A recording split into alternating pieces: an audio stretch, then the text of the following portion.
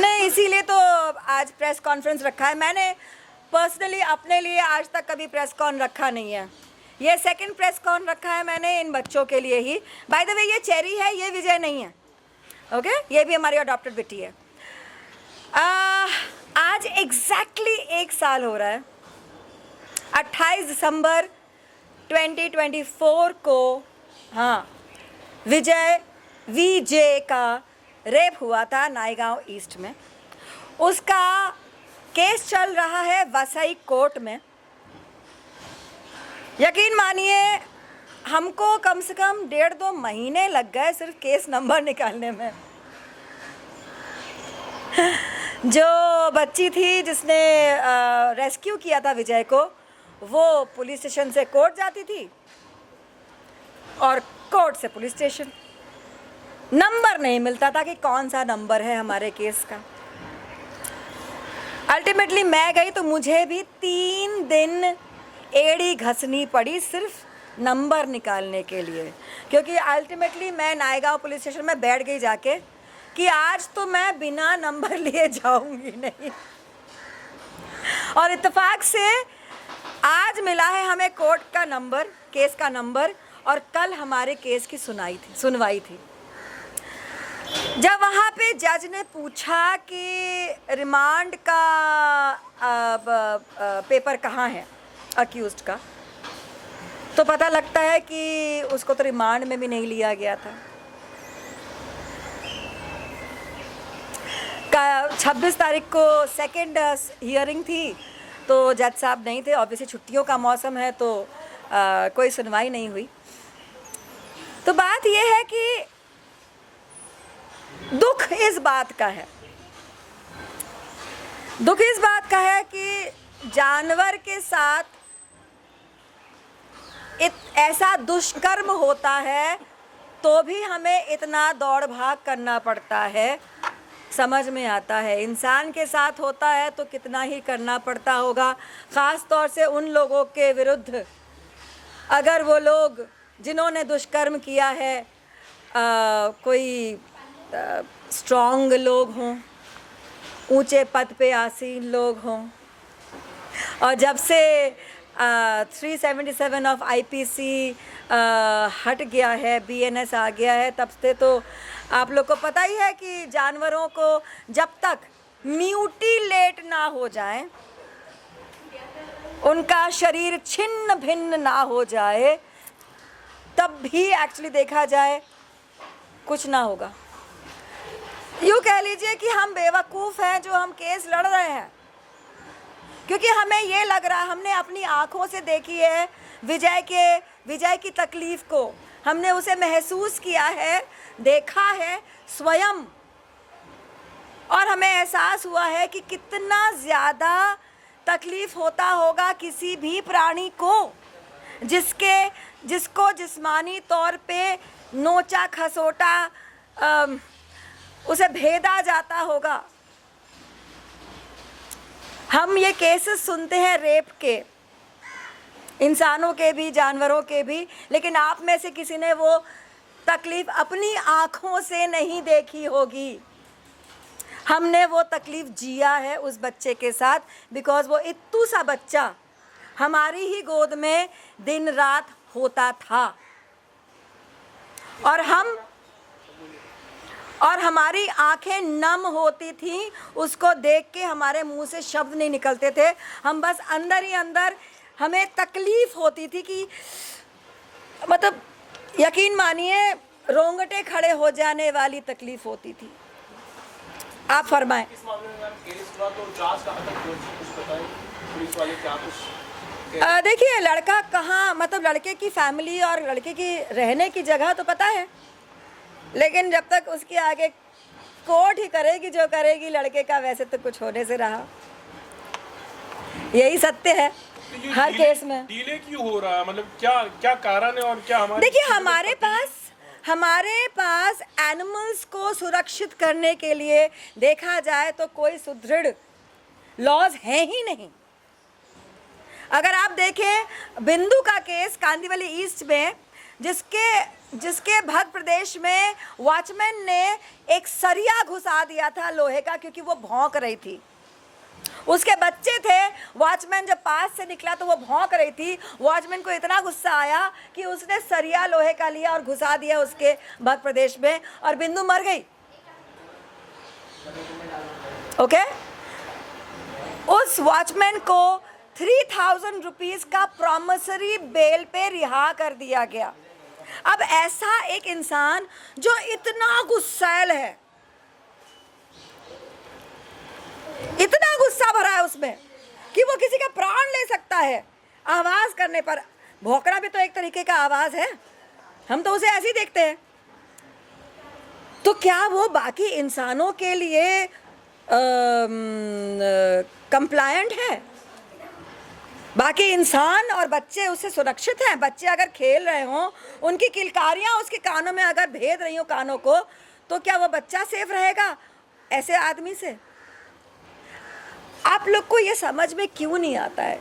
मतलब हमारी सिस्टम को, हमारी गवर्नमेंट को ये समझ में क्यों नहीं आता है कि जो इंसान जानवर को तकलीफ दे सकता है वो इंसान को भी तकलीफ दे सकता है। जो इंसान जानवर से इतनी नफरत कर सकता है कि उसको नेस्तो नाबूद करने पे तुला हुआ है, जगह से ख़त्म करने को तुला हुआ है, ऐसे शेल्टर्स जो एग्जिस्ट नहीं करते हैं वहाँ डालने पे तुला हुआ है। आप ये देखिए कि हमारे देश में इंसान को प्रॉपर मेडिकल केयर नहीं मिलता, 2 वक्त का खाना नहीं मिलता। कितने ही लोग अपने अपने गांव से निकल के आते हैं बड़े बड़े शहरों में ताकि यहाँ पे कमाएं। एक एक आदमी 10-10 लोगों के साथ कमरे में रहता है, सुबह से शाम तक मजदूरी करता है, घर पैसे भेजता है ताकि घर वाले खाना खा सके ठीक से। ऐसे देश में इन जानवरों के लिए शेल्टर्स बनेंगे और इन जानवरों को सुरक्षित रखा जाएगा। आई एम सॉरी, मैं 1 महीने से बीमार चल रही हूँ, सो मैं कैसे बिलीव कर लूँ? एब्सोल्युटली। एंड एट फर्स्ट हम लोगों को ये भी अंडरस्टैंड करना चाहिए कि जो इस टाइप के क्राइम्स होते हैं अगेंस्ट एनिमल्स, वो सोसाइटी के लिए सिंबॉलिक नहीं है, वो सोसाइटी का डायग्नोसिस है। That we as a society हम अपना मॉरल थ्रेड तोड़ रहे हैं, हम अपने बच्चों को क्या सिखा रहे हैं। So the things that we would love to request is कि जो लॉज हैं वो स्ट्रॉन्गर बने फॉर द एनिमल्स। हम तो करबद्ध रिक्वेस्ट करना चाहते हैं, करबद्ध निवेदन करना चाहते हैं कि हमारे सड़क के जानवरों को जहाँ रहते हैं, जहाँ वो पैदा हुए हैं, उनको वहीं रहने दिया जाए। इनफैक्ट एक जज साहब ने कई साल पहले ये सजेशन दिया था कि हर बिल्डिंग को 2 इंडी डॉग्स अडॉप्ट करने चाहिए। अगर वो ऐसा हो जाता तो ये हालत नहीं होती। वो लोग अपने ही डॉग्स को वैक्सीनेट कराते प्रॉपरली, उन्हें न्यूटर करवा लेते और तादाद अपने आप कम हो जाती और इंसानों के भीतर उन अपने बिल्डिंग के डॉग्स के प्रति प्रेम बढ़ता।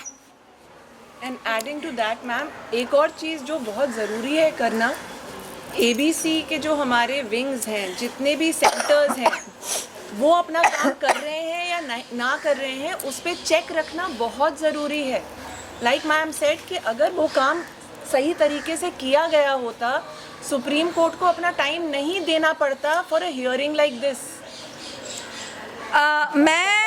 मैं आज तक, एक सेकेंड सर, ABC के बारे में, मैं इत्तेफाक से एक ABC सेंटर में गई और मैंने देखा कि वहाँ ऑपरेशन के बाद जो वुंड होता है उस पे बीटाडीन क्रीम लगा के उसको टेप किया जाता है और वो 5 दिन तक खोला नहीं जाता। उस ABC सेंटर में बीटाडीन क्रीम नहीं था, रिक्विजिशन दी हुई थी, पता नहीं कब से वो आई नहीं थी। ओके, उस ABC जब डॉग्स का ऑपरेशन होता है, ये देखिए ये प्लीज देखिए, एक ऐसा सा कटिंग की जाती है, ये होता है निशान लगाने ये के लिए। निशान होता है कि इस बच्चे का ऑपरेशन हो गया है। इस निशान को करने के लिए फोर्सेप से यहाँ पे पकड़ा जाता है टाइट से, फिर एक और फोर्सेप लगाया जाता है, ब्लेड से काटा जाता है छोटा सा पोर्शन, और उस पे पोटेशियम परमैंगनेट के कुछ दाने डाल के कॉटन के ऊपर उस पे लगा दिया जाता है ताकि खून बहना रुक जाए। That is the procedure. Okay, कोई रॉकेट साइंस नहीं है वो। उस एबीसी सेंटर पे पोटेशियम परमैंगनेट नहीं था, वो लोग मोमबत्ती जला के इस जगह को जला रहे थे। ये है हमारे एबीसी सेंटर, मैम हमारे देश में जहाँ पे एनिमल्स को ऑपरेट करने के लिए फीमेल्स को ऑपरेट करते हैं तो गवर्नमेंट शायद 1300-1500 रुपए देती है, मेल्स के लिए 1000 रुपए देती है। तो देखा जाए तो ये बिजनेस सेंटर है, एबीसी सेंटर नहीं है। आपको तादाद कम करानी है ना, हम जैसे एनिमल लवर्स को सपोर्ट कीजिए। गवर्नमेंट हमको बुलाइए, हम करके देंगे। हम जो सारे फीडर्स हैं, हम मतलब फीडर्स एंड केयर गिवर्स, हमको बोलिए, हम करके देंगे। आपका काम सुनिश्चित तरीके से हम आपको करवा के देंगे। और अब तक कर भी रहे हैं। मैम हमारे देश में देखा गया है कि महिलाओं के साथ में रेप होता है तो रेपिस्ट बच जाते हैं, तो आपको लगता है कि एक जानवर के साथ में अगर रेप हुआ है तो इंसाफ मिलेगा? देखिए, एक 377 आईपीसी एक्ट का हट गया है, लेकिन एक ग्रुप ऑफ पीपल है जिन्होंने इस बात पे भी एक याचिका दायर की हुई है ऑलरेडी। इसीलिए हम इस केस को आगे भी बढ़ के चल रहे हैं कि एक ना एक दिन अगर उस याचिका पे सुनवाई हो जाती है और कुछ भला हो जाता है तो हमारे विजय को भी न्याय मिल जाएगा। Rape is rape, sexual assault is sexual assault, theft is theft. कोई डिफरेंशिएशन नहीं है। वो इंसान ही कर रहा है, आज कुत्ते के साथ कर रहा है, कल इंसान के साथ करेगा। We need to understand that. And please don't wait for rarest of rare cases to happen. जब तक you don't nip the bud at the budding stage, इस देश का एजुकेट योर चिल्ड्रन। सोसाइटी में हमारे छोटे छोटे ये मेले लगते रहते हैं, चाहे वो फेस्टिवल्स को लेके हों या चैरिटी को लेके हों। आई थिंक हमें प्रोग्राम्स क्रिएट करने चाहिए जहाँ पे हम बच्चों को एजुकेट करें कि अगर सामने से एक स्ट्रे एनिमल जा रहा है, फर्स्ट ऑफ ऑल स्ट्रे नहीं है, ये हमारे देसी बच्चे हैं। अगर देसी बच्चा जा रहा है, कैट हो, बुल हो, डॉग हो, how to be around them, हम वो सिखा ही नहीं पा रहे। As a generation I think we are failing. अच्छा, एक तरफ जहाँ पर एनिमल लवर्स है, वहाँ पर एनिमल से जो शिकार भी हुए, जिनको बहुत सारे कुत्तों ने काट लिया है, तो वो लोग भी ऐसे हैं जो कहते हैं कि ये चीज़ सही हो रही, तो उनके लिए आप क्या कहोगे? Because they are totally opposite और उनके थॉट्स टोटली आपके अगेंस्ट जाते हैं। वो इसीलिए होता है, मैं बता रही हूँ ना, बचपन में मुझे सड़क के कुत्ते ने यहाँ पे पकड़ा था। करेक्ट, बहुत बार। क्योंकि वो खा रही थी, मम्मी कुत्ती थी, वो खा रही थी और मैं टुई करके निकल गई उसके बिल्कुल बगल से। उसको लगा मैं उसको खाना ले रही हूँ और उसने मुझे ऐसे पकड़ लिया। मेरे पिताजी जो डॉग लवर थे, उन्होंने मुझे छुड़ाया और 1997 तक मैं कुत्तों से बेइंतहा डरती थी। ओके, लेकिन जब समझ में आया तो आज देखिए, तो हर एक से क्यों आप किसी इंसान से पहली बार नहीं मिलते हो? आपको पता है वो इंसान आपको खंजर भोंकेगा या आपको चुम्मा देगा? केस क्या हो रहा है केस के ऊपर? मैं जो बात कर रही हूँ, तो अगर आपको पता है, जब आपको केस का तो बारे में आप मैंने बोल दिया था ना बेटा, अननोन पर्सन के साथ। हाँ, तो जब अगर आप किसी अनजान व्यक्ति से मिलते हो, आपको पता होता है क्या कि वो आपको खंजर भोंकेगा या आपको गले लगाएगा? नहीं पता है ना। तो आप कैसे जानोगे कि एक जानवर से मिलने के लिए आपको क्या करना होता है? जब तक कि आप जानना नहीं चाहोगे, आप अवगत नहीं होना चाहोगे, आप सीखना नहीं चाहोगे, आप कैसे इनके साथ एक राब्ता बनाओगे? और सिंपल सी चीज़ ये है कि हमें पता है कि रेप्स होते हैं, हमें पता है कि चोरी होती है, एक आदमी ने किया या औरत ने किया, क्या सारे आदमी रेपिस्ट हो गए? क्या सारे आदमी चोर हो गए या सारी औरतें मैनिपुलेटिव हो गई? नहीं ना, हर एक का एक पर्सनालिटी ट्रेट होता है। And please understand, for an animal to bite a human being there has to be a reason. वो बिना रीज़न के कोई भी एनिमल आपको अटैक नहीं करेगा। लाइक शी सेड, अगर एक लेपर्ड का भी पेट भरा है ना और वो अपने एनवायरनमेंट में है, who is not feeling attacked. जैसे कि आपने बताया कि आप खुद करने को तैयार है ABC में, क्या आप नहीं, मैं तो करती आई हूँ। मैंने अपने एरिया के कम से कम 400 बच्चों का खुद ABC कराया है। 25 साल से मैं ये काम कर रही हूँ बेटा। NGO तो मैं पिछले 5 साल से चला रही हूँ। मेरा NGO सिर्फ मेडिकल सेंटर है जहाँ पे मोस्टली टूटे फूटे बीमार बच्चे आते हैं, उनका दवाई की जाती है।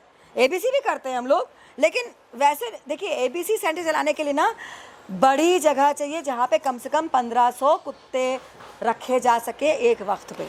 वो ना तो हमारे पास जगह है भाई, वो इंफ्रास्ट्रक्चर हमारे पास है नहीं। लेकिन कभी आपने कोशिश किया लोकल पॉलिटिशियन के पास जाके, जैसे कि असलम शेख बहुत बड़े पॉलिटिशियन हैं? नहीं, क्या किसी मैं politician के पास जाके भाई, आप- मुझे पॉलिटिक्स से बहुत डर लगता है। नहीं, बिना पॉलिटिक्स से कैसे आपको हेल्प मिलेगी? मुझे माफ़ कर दो। गवर्नमेंट से आप आज तक मैं अपनी कमाई से ही काम करती आई हूँ। 25 साल हो गए। जब से NGO चला रही हूँ तब से मैं बोलती हूँ, पोस्ट डालती हूँ कि भैया पैसे नहीं है तो कुछ दोस्त उनकी जो क्षमता होती है उसके हिसाब से मदद कर देते हैं। उसी तरीके से चल रहा है भैया। मैं गवर्नमेंट से, बिकॉज वो गवर्नमेंट से कलम घिसाई और आज अगर अर्जी डाली है 10 साल बाद काम होने की जो प्रोसेस है, क्योंकि भैया मैं तो टेबल के नीचे पैसा नहीं दे सकती, मुझसे ना होने वाला, नहीं, मतलब अगर आप बातचीत ना होने वाला। देखिए, अगर इंटेंट होता ना तो आज हम इस सिचुएशन में नहीं होते। ईरानी प्लीज प्लीज हियर मी। नहीं, Understand स्मृति this. दोस्त है। 1 सेकंड रुक जाए, इस बात पे बोलने दे। स्मृति दोस्त है। स्मृति से आज तक मैंने अपना पर्सनल कोई काम नहीं कराया है और नहीं कराऊंगी। दोस्ती का जो लेवल है उसको मुझे ऐसे नहीं करना है। दोस्त no personal favors do I ask from anybody। गले मिलो भाई, सेम लेवल पे आके ना, ये सब ना बोले हमसे। हाँ, हमारी सेल्फ रिस्पेक्ट हमारी जिंदगी से भी ज्यादा बड़ी है भाई। नहीं, लेकिन आपने इतना अच्छा काम करके हम कई साल से आप देख रहे हैं डॉग। जिसको आके मदद करनी है वो अपने आप आ जाओ ना। ये जो है ये चेरी है। चेरी अपने बिल्डिंग की इकलौती कुत्ती थी और आपने देख लिया कितना प्यार लुटा रही है हम पे। मुझसे अभी लेकिन इसको अपनी बिल्डिंग में रहने को नहीं मिल रहा था, मैंने अडॉप्ट कर लिया। अब जो आप कहते हो ना एनिमल लवर्स हो तो सड़क के कुत्तों को अपने घर ले जाओ, बेटा कितनों को लेके जाएंगे? आप आ रहे हो सपोर्ट करने, आ जाओ। अगर आप कह रहे हो अपने घर लेके जाओ तो एक पेट को पालने के लिए कितना खर्चा लगता है आप दे दो। अरे NGOs को किसी से कुछ मांगने की जरूरत नहीं पड़ेगी भाई। हमारी जितनी क्षमता है हम वो फुल्ली करते हैं। उससे अधिक करते हैं बेटा। Absolutely.